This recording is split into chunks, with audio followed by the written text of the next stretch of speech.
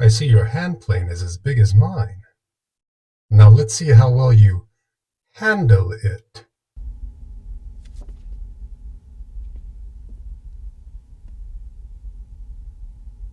What the hell am I looking at? When does this happen in the movie?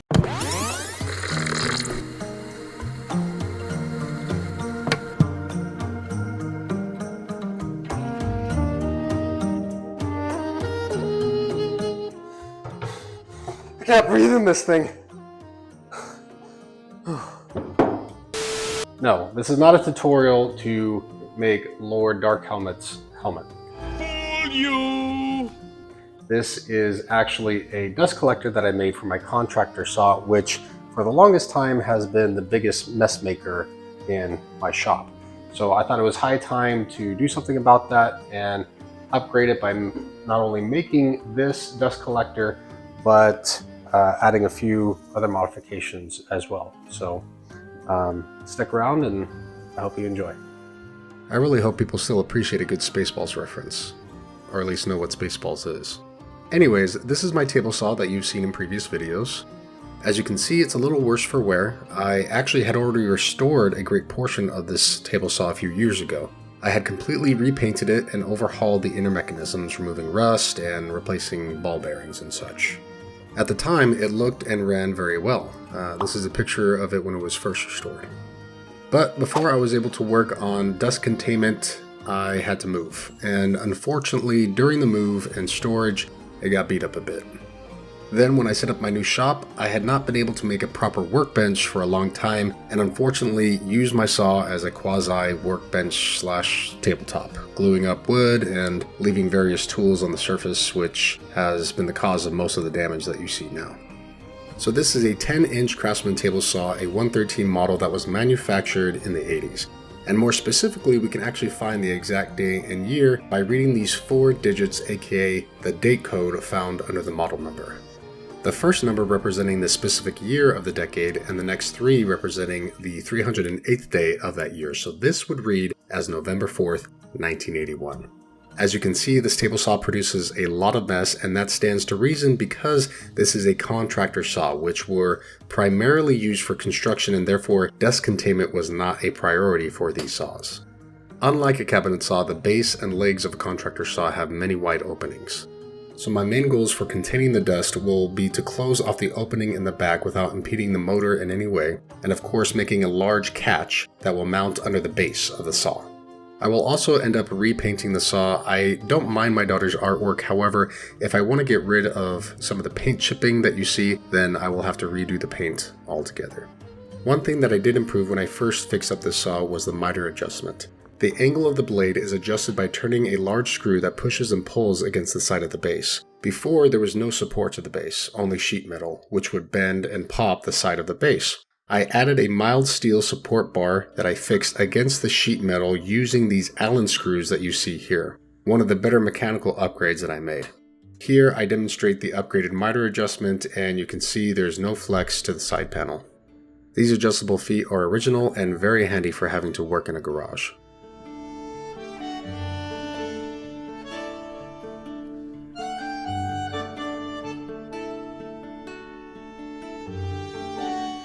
After clearing away my work pile, you can see how much gunk and dirt has adhered to the top of the saw. Really disappointed that I let it go this far. You can also see that these original table extensions are pretty warped. I take them off, and eventually I actually replace them with much sturdier cast iron extensions.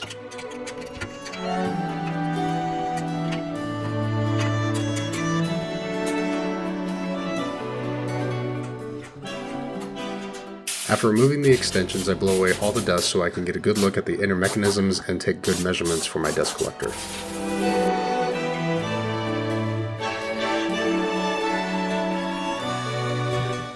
The material I will be using is MDF, and I start out by taking measurements of what will be the top of the dust collector that will attach to the base of the table saw.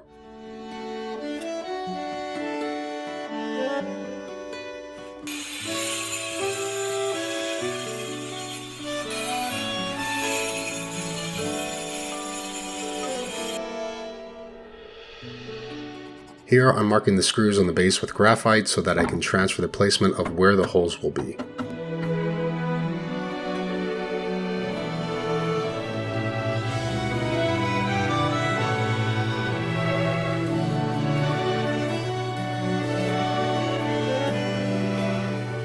I promise my hand's not that close.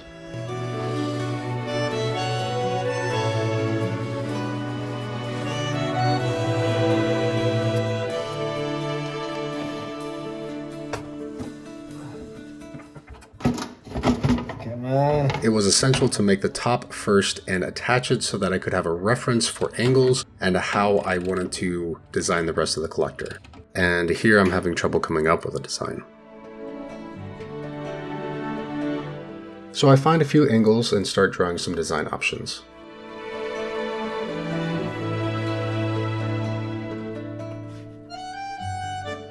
After drawing these designs, I am leaning more to the one in the middle.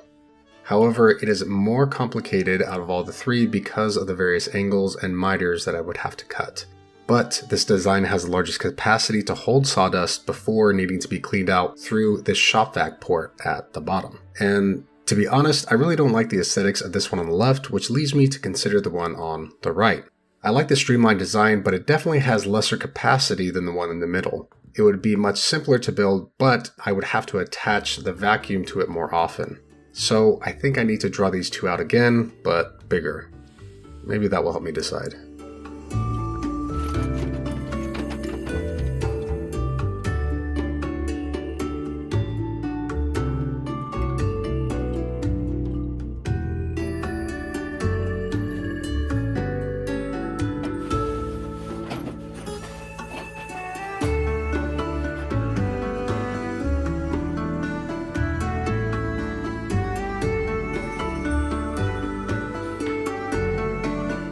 Okay, I've made my decision and I'll be going with this one. This one definitely has more volume. This one was a little bit more streamlined, which I liked, but after I drew these out, I figured, well, maybe I could just make some modifications if I don't exactly like this. So I took these corners in, so it'll be a little bit thinner. Again, still with more volume. Another reason why I'm glad I drew these out is because all of these, both of these have the correct dimensions and measurements as far as what is actually going to be going on the table saw. So after making these adjustments, I could just follow these lines to find the correct angles, which is helpful, or at least easier than trying to tie a piece of scrap wood to another piece of scrap wood. It was a lot easier. What I have realized in working in a garage is that space is very precious, and when you have less space, you are obligated to maintain a cleaner shop. I am not naturally an organized, tidy person, so I actually appreciate that I have to learn this lesson. I include these cleanup time lapses to remind myself and sometimes the audience that part of making anything, including good memories, are many mundane moments and tasks that we may not rather do, but they are necessary to make good things. I would be very surprised if anyone in the comments can guess what TV show theme music I'm about to butcher.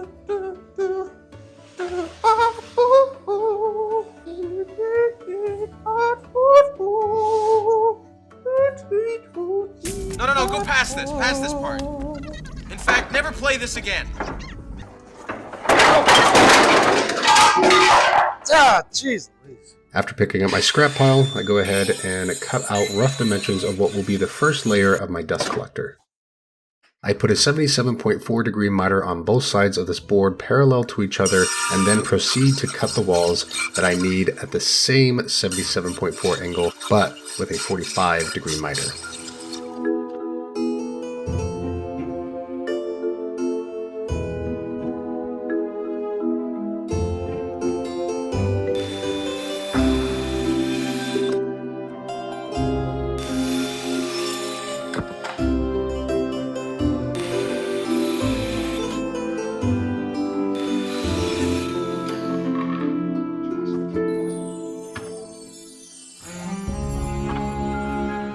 So now I glue up and nail each of the walls to create the first layer of my container.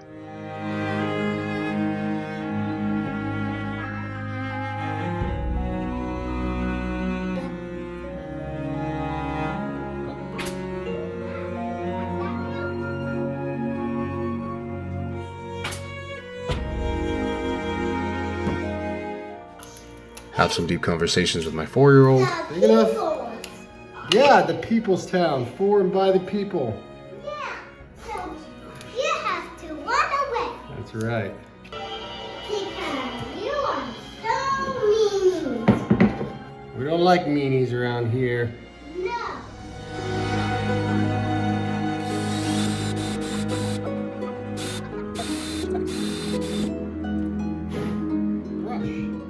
Now that the first layer is made, I'm going to route out the opening in which all the sawdust will fall.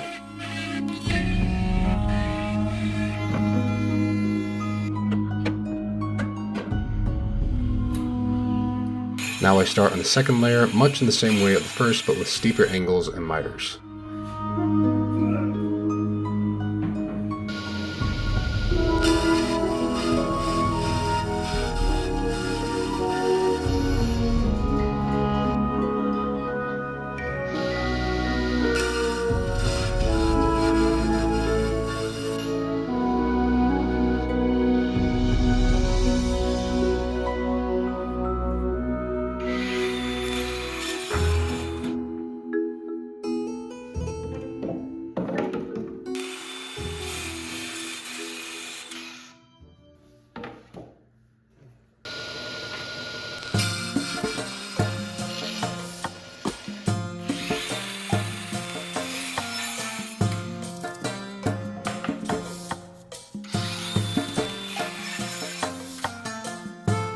These first two walls of the second layer that I made now need to be customized to create the port for the shop vac.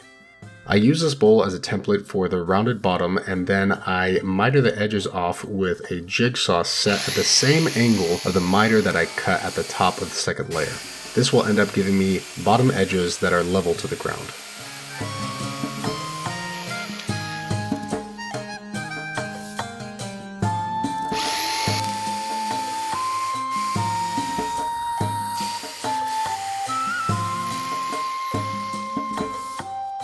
I then measure and cut the hole for the shop vac attachment at similar angles so that the attachment is also level to the ground.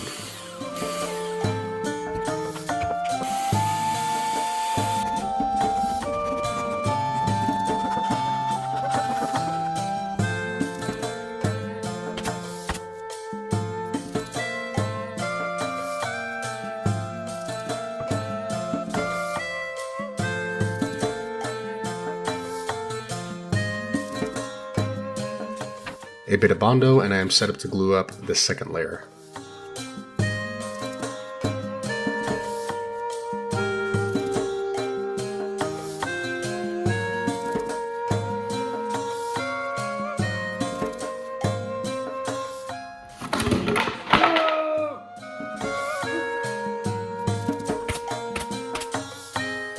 And I'm pretty surprised at this point of how easy everything is coming together.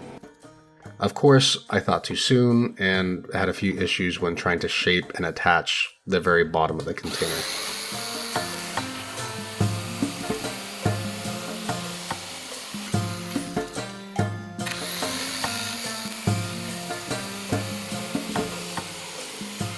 By cutting across this piece of material, my goal was to make it flexible enough to fit the rounded edges of the bottom of the container, but MDF is too brittle of a material for this technique. Thankfully, Bondo is my best friend, so it worked out. Getting my shop ready for paint.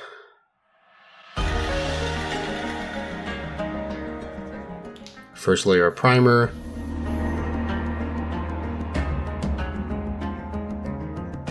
Sand that down, and then several layers of black enamel paint, and I think this is when I realized what I've actually created. Even after sanding between several coats, the finish was still a bit splotchy, so I buffed it up.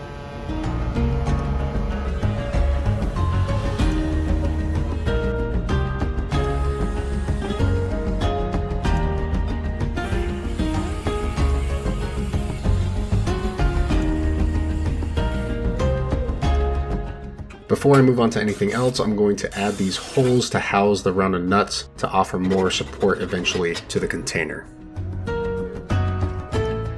Now that I'm finished with that, I'm going to get started on making a new blade insert for the top and a cover panel for the back of the saw.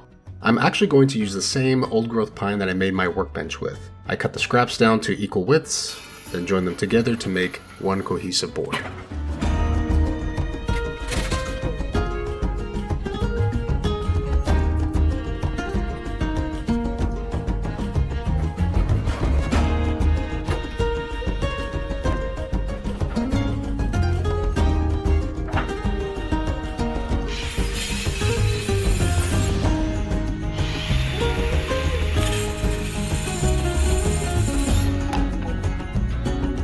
I'll first cut out the rough dimensions for the insert and then use the original insert as a template, and then use flush cut router bits to shape everything down to the exact size.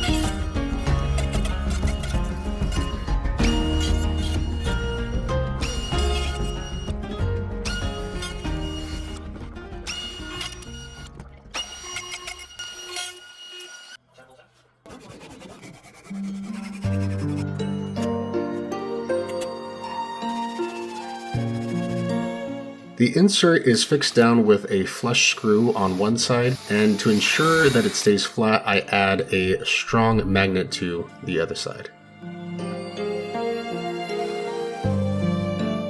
To cut the slot, I just pass the table saw blade through for a neat zero clearance slit. Now, time for the back panel. I'm really glad that I went with this old growth pine. It's very pretty, and I think in the end it pairs very nicely with the finished product.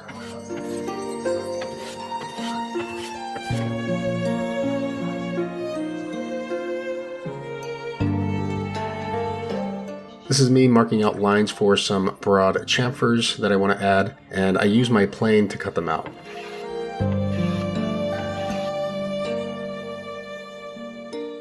Really pleased with how the first edge turned out. Not so much the second.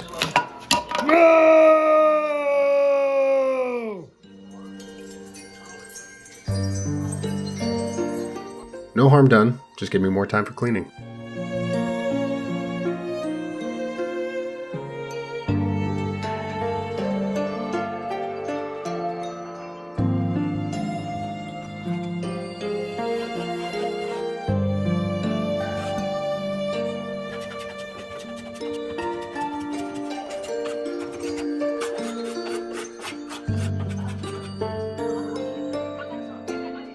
The piece that I'm taking off here is the support arm for the blade guard, but it's in the way and I don't have the blade guard, so I won't be missing it.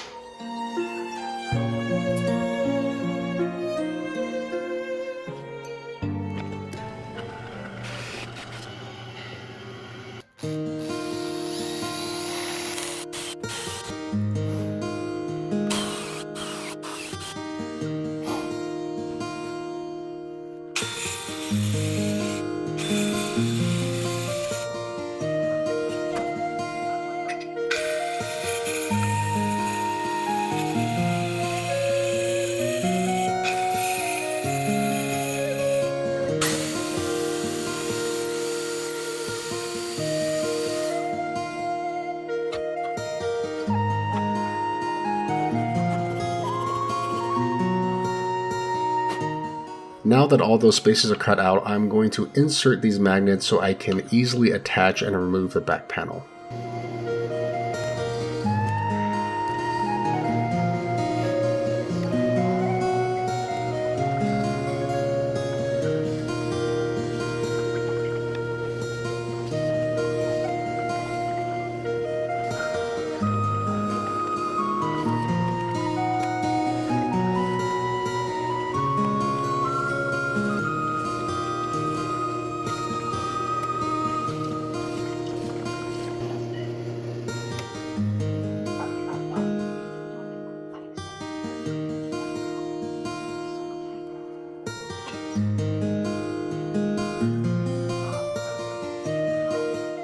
some oil-based polyurethane spray to add a nice protective finish.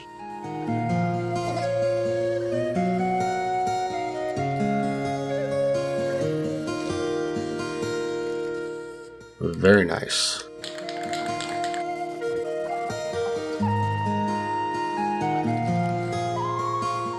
Time for the extensions. These are the cast iron extensions I mentioned earlier, and while they end up being overall better extensions for my table saw, they were a lot of work. First, I knocked off whatever dirt and gunk I could see, and then I took to resurfacing the top.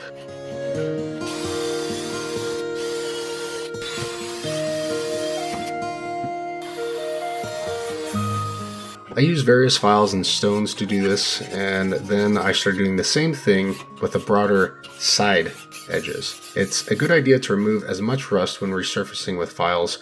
Rust will clog up the grooves of files quicker than anything, making it almost impossible to cut into the metal.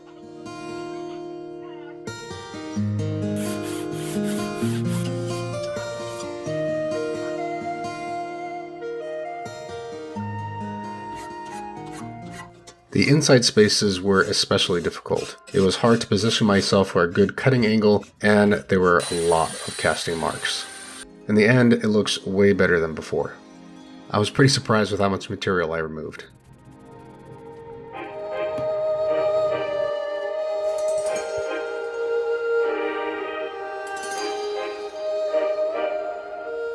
Hey look, it's an iron caterpillar. Kinda sounds like a heavy metal band. A bit of cleaning and it's ready for tape and paint.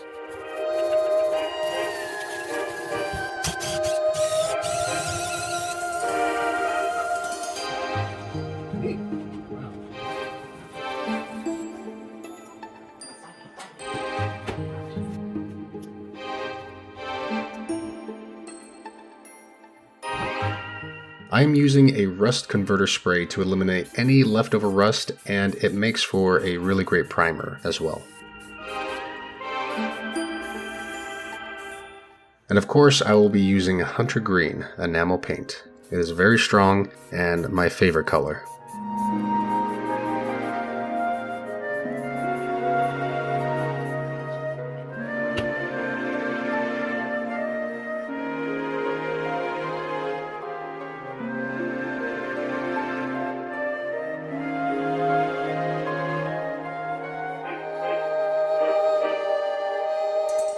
This stuff is really cool. It's called bluing solution, and it's a chemical that instantly turns the surface of steel to a deep blue-black color. It's nice because it allows you to maintain a bare metal surface while also providing some rust protection. I love seeing this stuff work.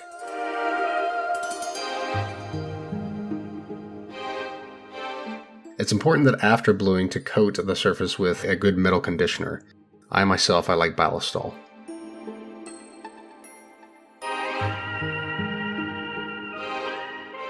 Yes, this process was difficult, but at least for me, when I compare it to what it first looked like, it's worth it.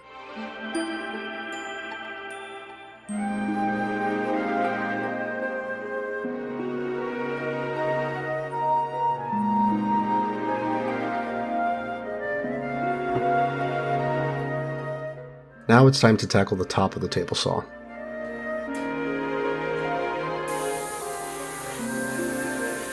Paint Stripper is an aggressive product, but I think it was necessary to remove all this gunk. Super gross. Next, I use this rust dissolver, and you can actually see the chemical reaction as it lifts all the surface rust away from the steel.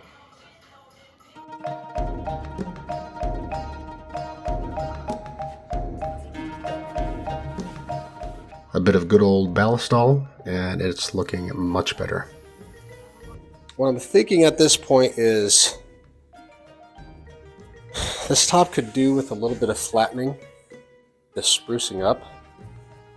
It looks pretty, still looks pretty rough even with all the rust off right now. Trying to figure out how I could go about putting a good, nice, clean, smooth finish on this without damaging the flatness of this cast iron top here. And what I come up with first is using this long piece of right angle steel with wet dry sandpaper glued to it. I probably make about 2,000 passes with this and almost get it dead flat, but not enough. Then I use more wet dry sandpaper, but this time a whole sheet glued to a piece of glass with my small anvil mounted to it. This made it a lot easier to make the rest of the passes. I've time-lapsed this over 2,000 times, so it was a lot of passes. After all that, the top is now dead flat and looking really good. Never again. Never again. I have a workbench now. I promise I will not use you to glue things on top of or put my tools on. I do not want to sand that again. And after that heartfelt pledge, I move on to cleaning all of the other metal surfaces.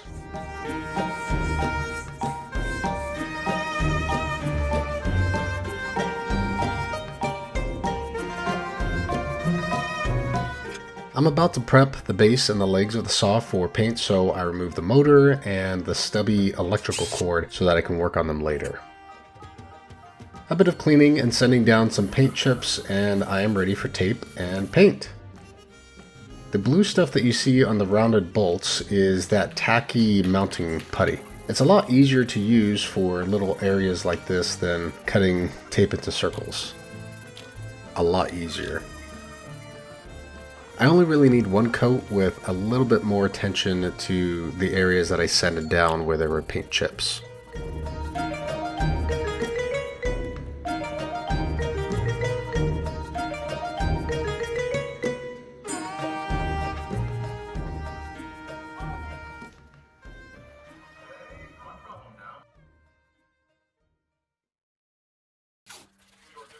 I painted the motor and buffed it up off camera, and now I'll add a longer electrical cord.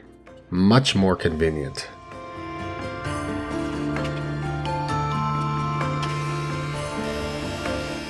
Now I finally get to attach my dust collector. First I fix it to the base and then the legs.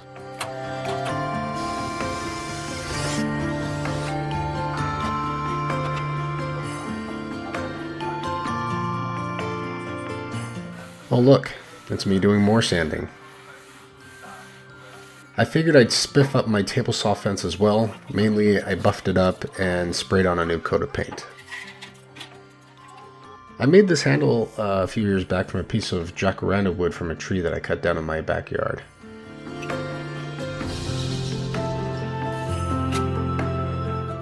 Now that everything below the top is done, I get to put on the extensions.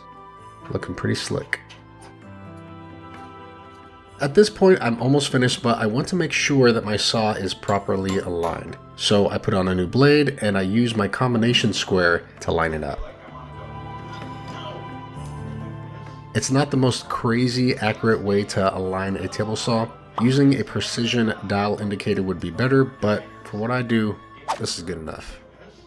So I line up my combination square with the guide groove in the table saw and bump the end of the ruler to the edge of the saw blade. I mark an X on the blade and then I move my square down the groove and turn the blade so that it lines up with the same spot where I mark the X and check for any difference in distance. I was about a 32nd of an inch off, and so to adjust the blade, I loosen a few bolts connecting what's called the carriage from the surface under the top of the table saw, and with a bit of gentle persuasion, move it ever so slightly. Now that the blade is properly squared up, I can align my fence to my new measuring tape.